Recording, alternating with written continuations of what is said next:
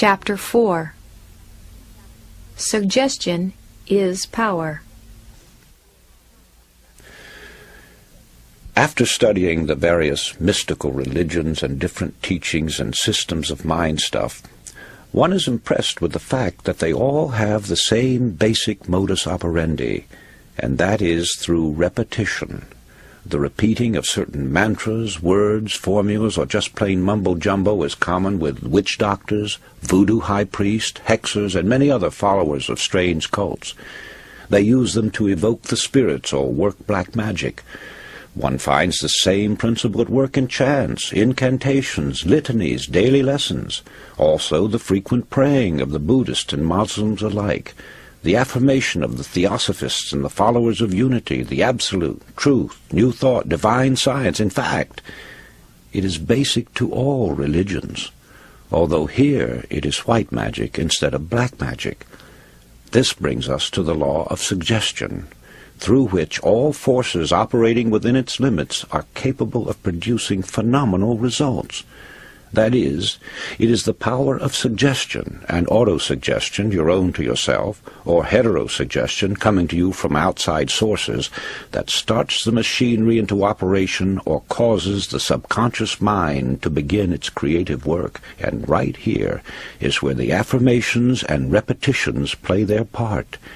It's the repetition of the same chant, the same incantation, the same affirmations that lead to belief. And once that belief becomes a deep conviction, things begin to happen. Now, this is the same identical force and the same mechanics that Hitler used in building up the German people to attack the world. A reading of Mein Kampf will verify that.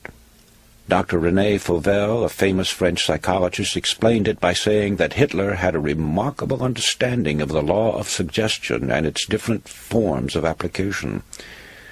It was with uncanny skill and masterly showmanship that he mobilized every instrument of propaganda in his mighty campaign of suggestion. Hitler openly stated that the psychology of suggestion was a terrible weapon in the hands of anyone who knew how to use it. Let's see how he worked it to make the Germans believe what he wanted them to, and once that belief took hold, how they started their campaign of terror. Slogans, huge signs, posters, mast flags appeared throughout Germany. Hitler's picture was everywhere. One Reich, one folk, one leader became the chant. It was heard everywhere. Today we own Germany, tomorrow the entire world. The marching song of the German youths came from thousands of throats daily. Such slogans as, "Germany has waited long enough," "Stand up, you are the aristocrats of the Third Reich," "Germany is behind Hitler to a man," and hundreds others, bombarded the people 24 hours a day. From billboards, sides of buildings, the radio and the press, every time they moved, turned around, or spoke to one another, they got the idea that they were a superior race, and under the hypnotic influence of this belief, strengthened by repeated suggestion, they started out to prove it. Unfortunately for them, there were other nations who also had strong national beliefs that eventually became the means of bringing defeat to the Germans. Let's go into the field of sports, where everyone who has ever witnessed a football or baseball game has actually seen this power of suggestion at work. The late Newt Rockne, famous coach at Notre Dame, knew the value of suggestion and used it repeatedly, but he always suited his method of applying it to the temperament of the individual team. A story is told that on one Sunday afternoon, Notre Dame was playing a particularly grueling game and at the end of the first half was trailing badly. The players were in their dressing room, nervously awaiting the arrival of Rockne. Finally, the door opened and Rockne's head came in slowly. His eyes swept inquiringly over the squad. "Oh, excuse me. I made a mistake. I thought these were the quarters of the Notre Dame team." The door closed and Rockne was gone. Puzzled and then stung with fury, the team went out for the second half and won the game. In the Depression years, and there may be years like them in the future, we saw this same suggestive force working overtime. Day after day we heard the expression, times are hard, business is poor, the banks are failing, prosperity hasn't a chance, and wild stories about business failures on every hand until they became the national chant. Millions believed that prosperous days would never return. Hundreds, yes, thousands of strong-willed men went down under the constant hammering, the continuous tap-tapping of the same fear-vibratory thoughts. Money, always sensitive, runs to cover when fear suggestions begin to circulate, and business failures and unemployment follow quickly. We heard thousands of stories of bank failures, huge concerns going to the wall, and people believed them readily and acted accordingly. There will never be another business depression if people generally realize that it is with their own fear thoughts that they literally create hard times. They think hard times, and hard times follow. Dr. Walter Dill Scott, eminent psychologist and longtime president of Northwestern University, told the whole story when he said, "Success or failure in business is caused more by mental attitude rather than by mental capacities." Let's consider charms, talismans, amulets, good luck pieces, four-leaf clovers, old horseshoes, a rabbit's foot, and countless other trinkets which thousands of people believe in. By themselves they are inanimate, harmless objects without power. But people breathe life into them by thinking they do have power, even though the power isn't in them per se. The power comes only with the believing, which alone makes them effective. Two outstanding illustrations of this are found in the stories of Alexander the Great and Napoleon. In Alexander's day, an oracle proclaimed that whoever unloosened the Gordian knot would become ruler of all Asia. Alexander, you may remember, with one stroke of his sword, cut the knot, and rose to tremendous heights and power. Napoleon was given a star sapphire when he was a child, with the prophecy that it would bring him luck and someday make him Emperor of France. Could it have been anything but the supreme belief in the prophecy that carried these two great men to a place in the Hall of Fame? They became great men because of their supernormal beliefs. Here's a simple experiment that will demonstrate to you the strange power of attraction through visualization, making the mental picture actually work. Find a few small stones or pebbles which you can easily throw. Locate a tree or a post of 6 to 10 inches in diameter.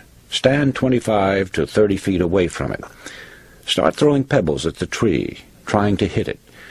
If you're an average person, most of the stones will go wide of their mark. Now stop and tell yourself that you can hit the objective. Get a mental picture of the tree, figuratively stepping forward to meet the stone. Imagine the rock actually colliding with the tree in the spot where you want it to strike. You'll soon find yourself making a perfect score. Don't say it's impossible.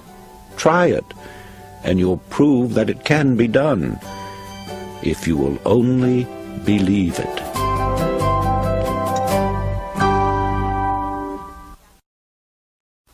Chapter 5.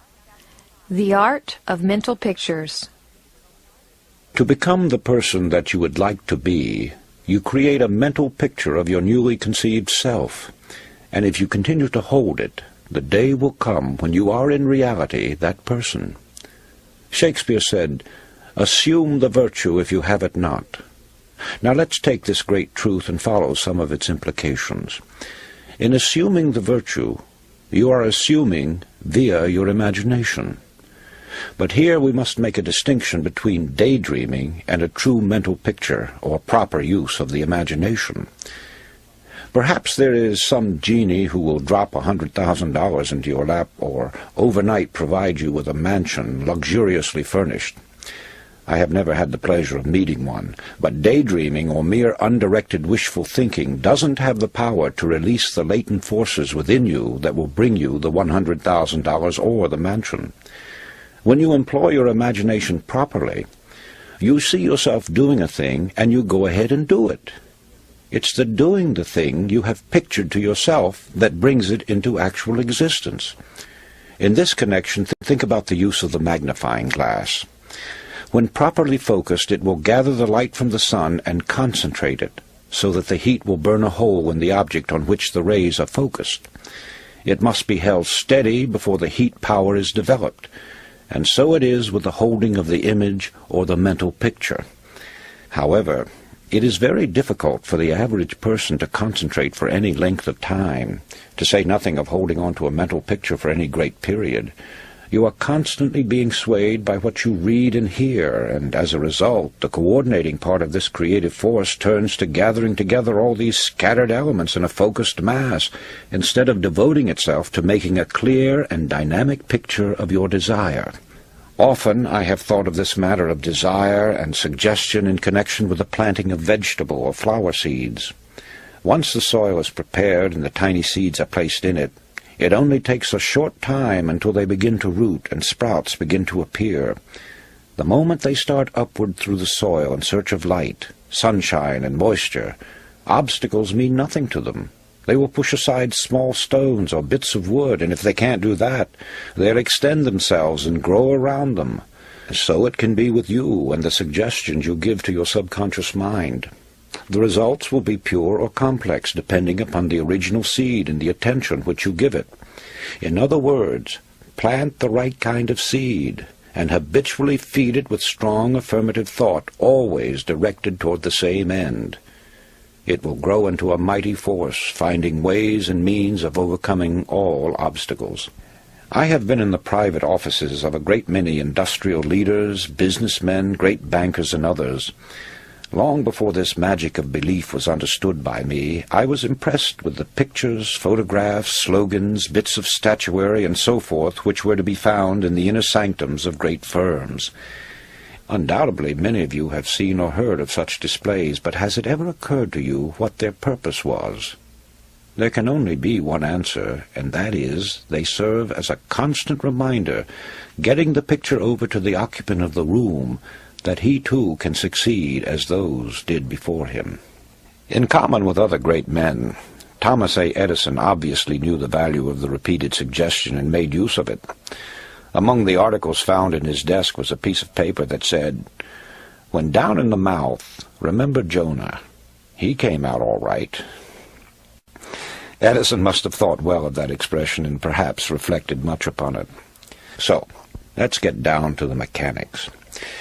Find yourself 3 or 4 cards. Ordinary business cards will do. In your office, your home, your room, or any other place where you can have privacy. Sit down and ask yourself what you desire above everything else.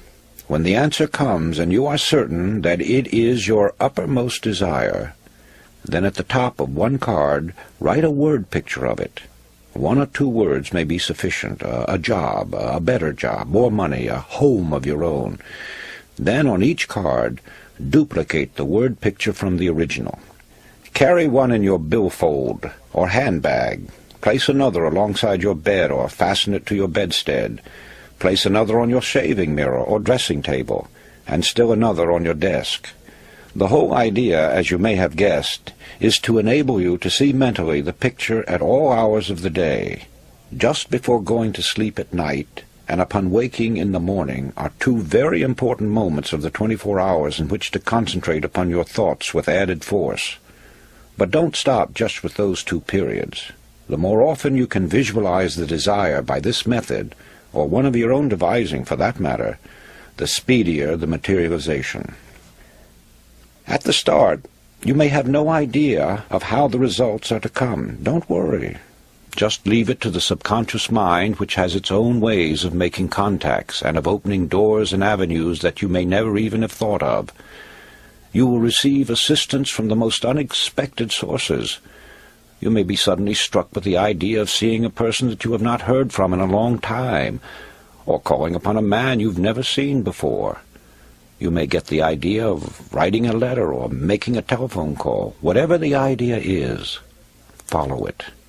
It cannot be too strongly emphasized that you should tell no one just what the words on the cards mean. Don't give anyone an inkling of what you desire. The truth is that when you talk about what you're going to do, you scatter your forces. You lose the close connection you have with the subconscious, and you frequently find that unless you do as directed, you will have to start all over again in your program of achievement. Go and tell no man still holds true.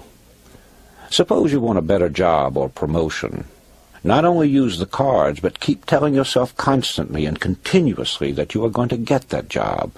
You have already visualized it if you have accepted this science, but the repetition will be the means of driving the suggestion deeply and firmly into the subconscious mind. This may be compared to driving a nail into a board. The first tap puts the nail in place, but it is only by a number of heavy strokes that the nail is driven home. It has been my observation that those who consciously use this science, as well as those who may be using it unconsciously, are people of tremendous energies, virtually human dynamos. They are people who not only use their imagination and hold strong beliefs and convictions, but they are great doers in action. And that brings me to this most important statement. Faith without action is dead. Chapter 6. The Mirror Technique. Now, there is another device which I call the mirror technique. Before explaining it, I want to tell you how I happened to discover what a truly wonderful thing it is and how it can be used to bring quicker and more effective results. Many years ago, I was the dinner guest of a very wealthy man who owned many patents covering logging and sawmill machinery. He had invited a number of newspaper publishers, bankers, and industrial leaders to his suite in a prominent hotel in order to explain a new method he had devised for mill operations. Dinner was late in being served, and as there had been plenty of liquor offered, the host found himself in an embarrassing state of intoxication. Just before dinner was served, I noticed him staggering into his bedroom and pulling himself up abruptly before his dresser. Thinking I might help him, I followed him to the door of his room. As I stood there, I saw him grab the edge of the dresser-top with both hands and stare into the mirror, all the time mumbling as a drunken man sometimes does. Then his words began to make sense, and I moved back a little to watch the performance. I heard him say, "John, you old... They tried to get you drunk, but you're going to fool them. You're sober. Cold sober. This is your party, and you've got to be sober." As he kept repeating these words while continuing to stare at the reflection of his eyes in the mirror, I noticed that a transfiguration was taking place. His body was becoming more erect. The muscles of his face were tightening, and his drunken look was disappearing. The whole performance was over in about 5 minutes. But in all my experience as a newspaper man, and more especially as a police reporter, I had never seen such a rapid change. Not wanting him to know that I'd been watching him, I made for the bathroom. When I got back to the dining room, I found the host at the head of the table, and while his face was still a little flushed, to all appearances he was sober. At the end of the dinner, he presented a very dramatic and convincing picture of his new plans. It wasn't until long afterwards, when I got a better understanding of the power of the subconscious mind, that I understood the science involved in transforming the obviously drunken man into a cold, sober host. Many great orators, preachers, actors, and statesmen have used this mirror technique for years. Winston Churchill, according to Drew Pearson, never made a speech of importance unless he made it before a mirror first. Woodrow Wilson also employed the same technique. It's what I call a supercharging method of stepping up the subconscious forces. This mirror technique gives a clue to the power and magnetism of Billy Sunday, the great evangelist. According to Eric Sevareid in his book Not So Wild a Dream, Billy Sunday would bound about his hotel room, now peering intently out the window with one foot on the sill, now grasping the dressing table firmly in both hands, while lecturing his reflection in the mirror. Now to outline the technique. Stand in front of a mirror. It need not be a full-length mirror, but it should be big enough so that you may at least see your body from the waist up. And those of you who have been in the Army know what it means to come to attention. Stand fully erect, bring your heels together, pull in your stomach, keep your chest out and your head up. Now breathe 3 or 4 times until you feel a sense of power, strength, and determination. Next, look into the very depths of your eyes. Tell yourself that you are going to get what you want. Name it out loud so that you can see your lips move and you can hear the words. Make a ritual of it. Practice doing it at least twice a day, mornings and evenings, and you'll be surprised at the results. Within a few days you'll have developed a sense of confidence that you never realized that you could build within yourself. This power will give you that penetrating gaze that causes others to think you are looking into their very souls. Sooner or later there will come an intensity that will reveal the intensity of your thought. Emerson wrote that every man carries in his eyes the exact indication of his rank. Remember that your own gradation or position in life is marked by what you carry in your eyes. So develop eyes that say confidence. The mirror will help you. A word of warning here.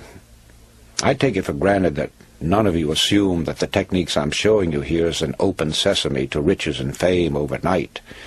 Certainly it wouldn't be wise to rush into undertakings far beyond your capabilities or your development.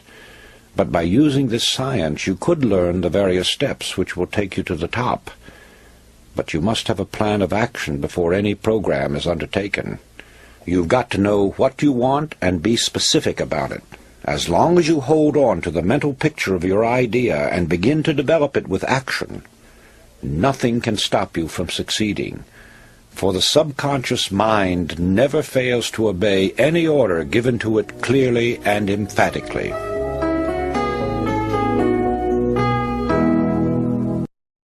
Chapter 7.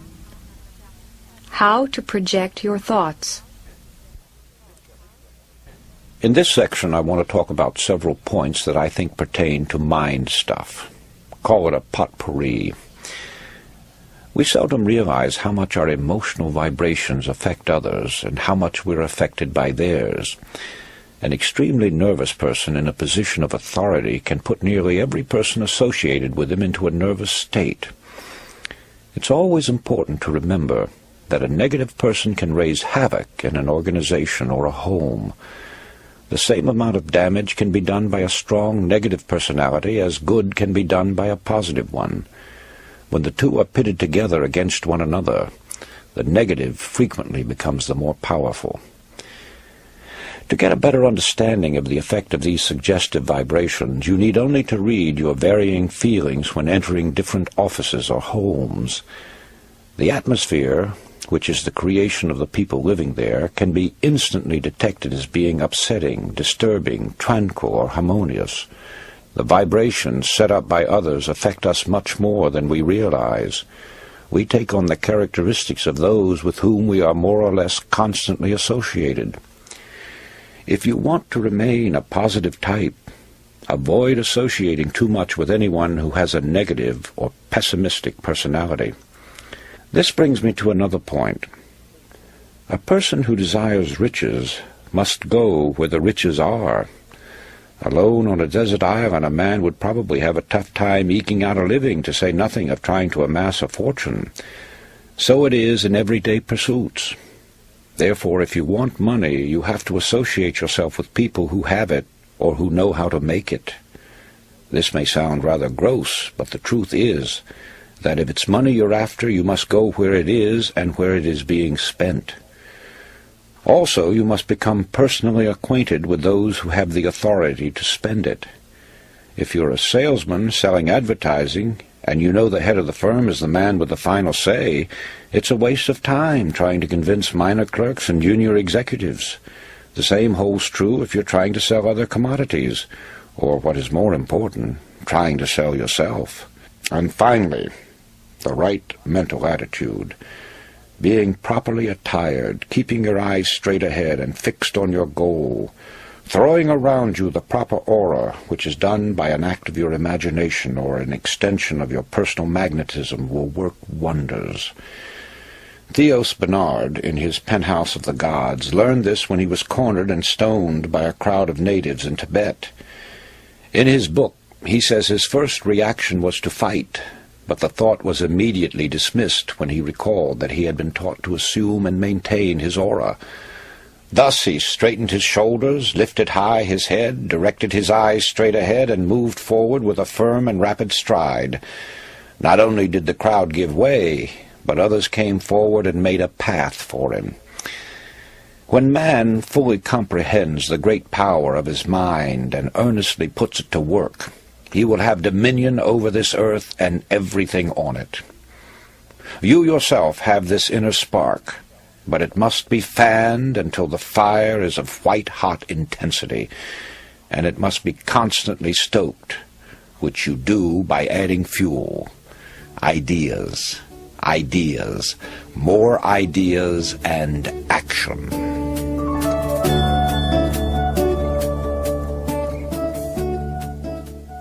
Chapter 8. Belief makes things happen. I have tried to make plain how this power through belief can be developed, and to take you up the ladder as far as you wish to go. It is necessary, though, to point out that it is easy to lose one's belief or faith. Thousands have risen to great heights of success only to stumble, roll, or fall to undreamed-of depths. Others, seeking health, have appeared to be more or less miraculously cured, only to find that in later years or even months there is a recurrence of their ailments. There are many weakening factors and influences, all suggestive in nature, which we, in unguarded moments, allow to slip into our subconscious minds. Once these influences begin their destructive work, they can undo all the good accomplished by our constructive forces. So step out in front, head toward the sun, keep facing it, and the dark shadows will not cross your path. I know that it is difficult for the average person who knows nothing of this subject to accept the idea that all is within. But surely the most materialistic person must realize that as far as he himself is concerned, nothing exists on the outside plane unless he has knowledge of it or unless it becomes fixed in his consciousness. It is the image created in his mind that gives reality to the world outside of him. Happiness, sought by many and found by few, therefore is a matter entirely within ourselves. Our environment and the everyday happenings of life have absolutely no effect on our happiness except as we permit mental images of the outside to enter our consciousness. Happiness is wholly independent of position, wealth, or material possessions. It is a state of mind which we ourselves have the power to control, and that control lies with our thinking. Emerson said, "What is the hardest task in the world?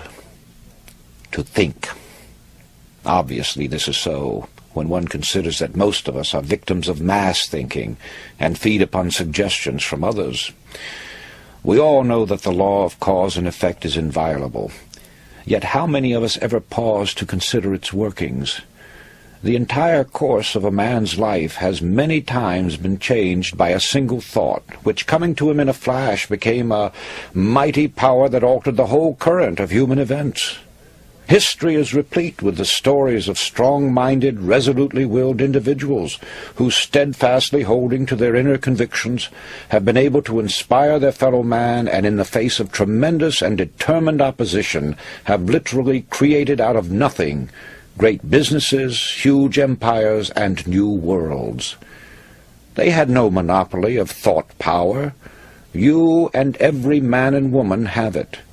All you have to do is use it.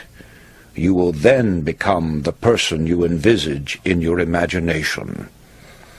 Know yourself. Know your power. Faithfully use the cards and the mirror techniques, and you will get results far beyond your fondest expectations. Just believe that there is a genuine creative magic in believing, and magic there will be, for belief will supply the power which will enable you to succeed in everything you undertake. Back your belief with a resolute will, and you will become unconquerable, a master of men among men, yourself. You have been listening to The Magic of Believing by Claude Bristol. It was produced by Malou Zahner.